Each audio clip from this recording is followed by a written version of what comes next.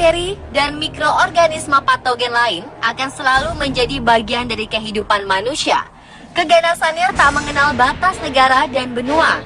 Dengan ukurannya mikroskopis, virus dan bakteri telah memberikan warna tersendiri pada sejarah kehidupan manusia. Warna hitam kelam yang dikenal sebagai pandemi atau wabah.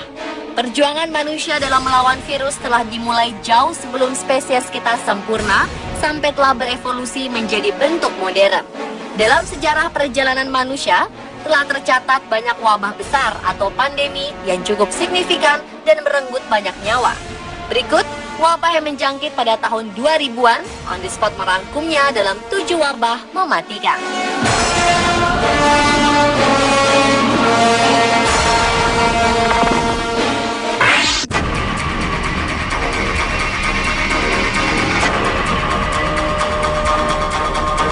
Saat ini sudah ada 2 vaksin telah tersedia untuk melindungi anak dari rotavirus, penyebab utama penyakit diare yang parah pada bayi dan anak-anak.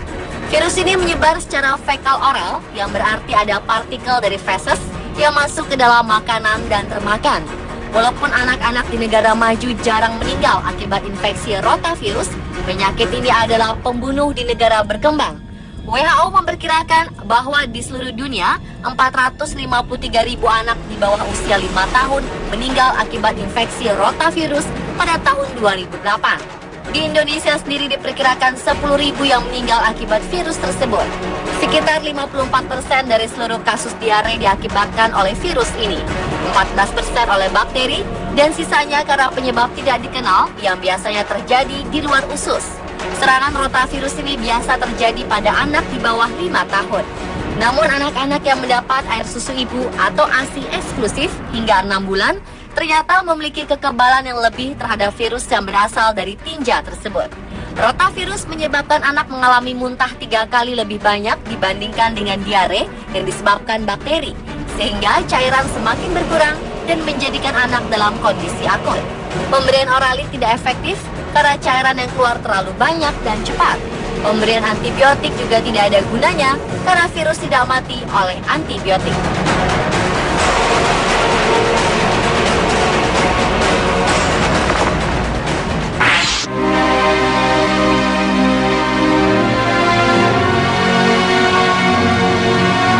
Para ilmuwan mengidentifikasi virus Marburg pada tahun 1967.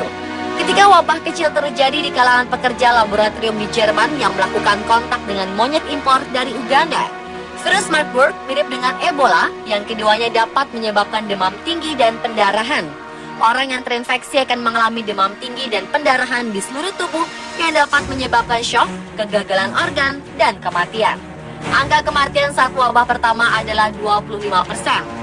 Tapi angkanya naik 80% pada tahun 1998 hingga 2000 di Republik Demokratik Kongo, serta pada tahun 2005 wabah menimpa di Angola.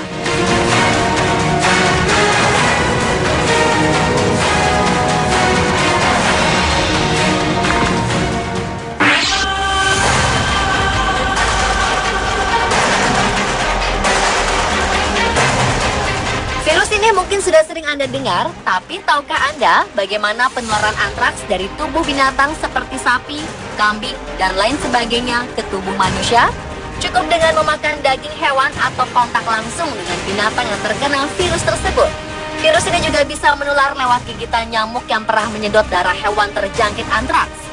Gejala yang bisa Anda waspadai adalah nyeri otot, mual, pusing, sampai demam.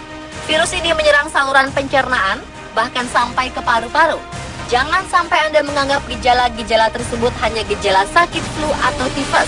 Segera pergi ke rumah sakit untuk segera mendapatkan pemeriksaan dan pengobatan.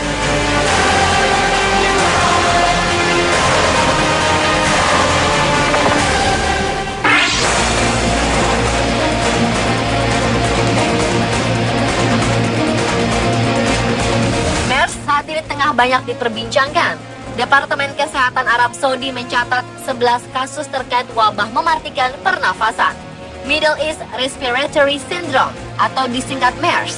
2 orang meninggal menyusul menyebarnya kasus tersebut di bagian barat Jeddah.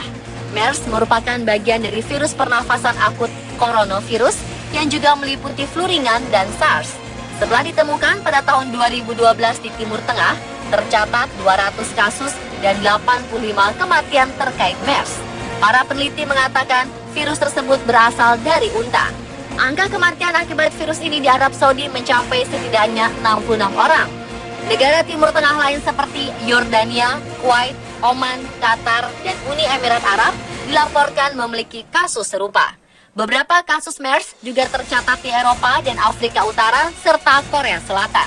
Wabah MERS yang menjangkiti Korea Selatan terus memakan korban jiwa. Korea Selatan mengkonfirmasi bahwa satu pria paruh baya meninggal sehari sebelumnya akibat terinfeksi penyakit pernafasan akut itu, hingga menambah jumlah korban jiwa menjadi 3 orang. Pria ini menjadi korban ke-36 yang dikonfirmasi menderita infeksi MERS di Korea Selatan. Lebih dari 1.100 sekolah terpaksa ditutup di Korea Selatan untuk mencegah penyebaran wabah ini. Sementara pemerintah Korea Utara menyerukan pemeriksaan di sejumlah daerah perbatasan. Sementara sebanyak 1.600 warga Korea Selatan dikarantina, sebagian besar di rumah, sementara sejumlah lainnya dikarantina di beberapa lembaga medis. Pertama kali muncul pada 2012 di Timur Tengah, menyebabkan 442 kematian. Menurut data dari Organisasi Kesehatan Dunia, MERS memiliki tingkat kematian yang tinggi, yaitu sekitar 38%.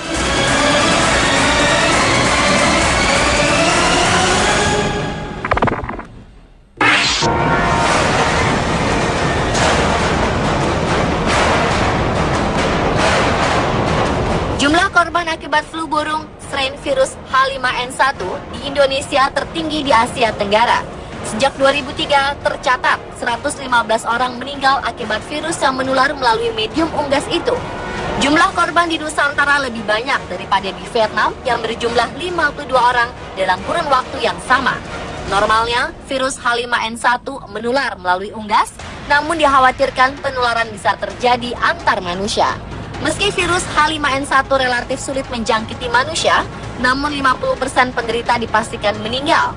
Data Posko Flu Burung Departemen Kesehatan mencatat, sampai 16 Januari 2009, dari 12 provinsi di Indonesia yang terinfeksi flu burung pada manusia, 6 provinsi tidak ditemukan lagi kasus flu burung. Sampai Januari 2009, menurut data Departemen Kesehatan, penularan flu burung masih berasal dari unggas ke manusia. Buktinya, pemeriksaan spesimen terhadap semua kontak kasus menunjukkan negatif. Virus yang disebutkan telah menelan lebih dari 330 korban jiwa di seluruh dunia.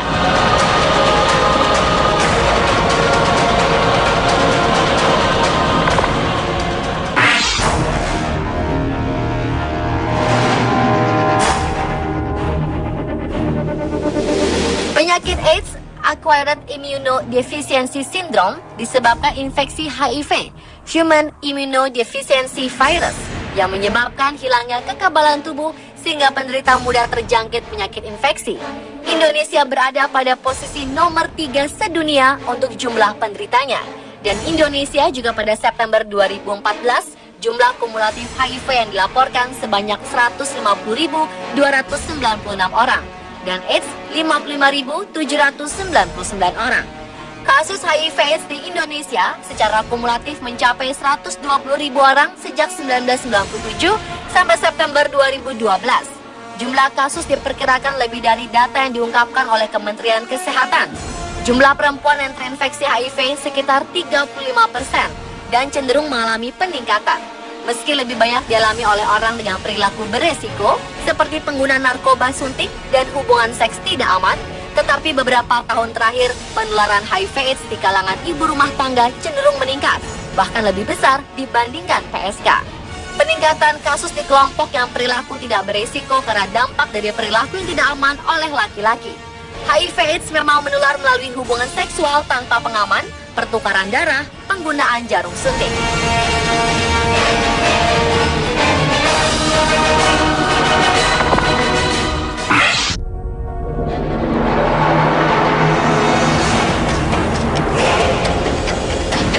Pada 2013, jumlah korban meninggal akibat Ebola telah melampaui 11.000 jiwa.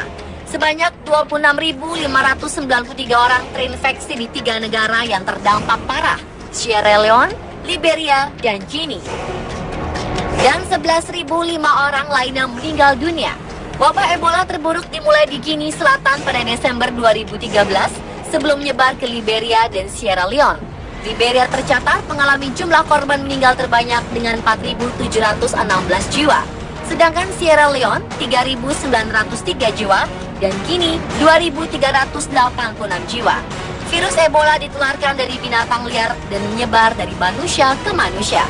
Orang dapat terinfeksi dengan virus ini hanya dengan bersentuhan dengan cairan tubuh si penderita atau korban Ebola atau dari paparan benda-benda yang sudah terkontaminasi. Berbeda dengan infeksi influenza dan TBC, Ebola tidak menyebar melalui udara. Ebola juga tidak ditularkan melalui makanan atau air yang sudah terkontaminasi, kecuali daging binatang buas yang sudah terinfeksi.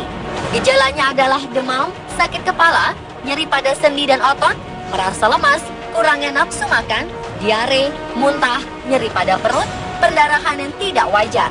Gejala-gejala di atas dapat muncul di mana saja sejak 2 sampai dengan 21 hari setelah terkena virus Ebola.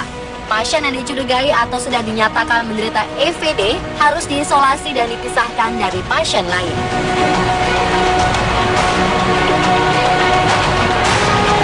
Pemirsa Telur 7 wabah mematikan versi on the spot.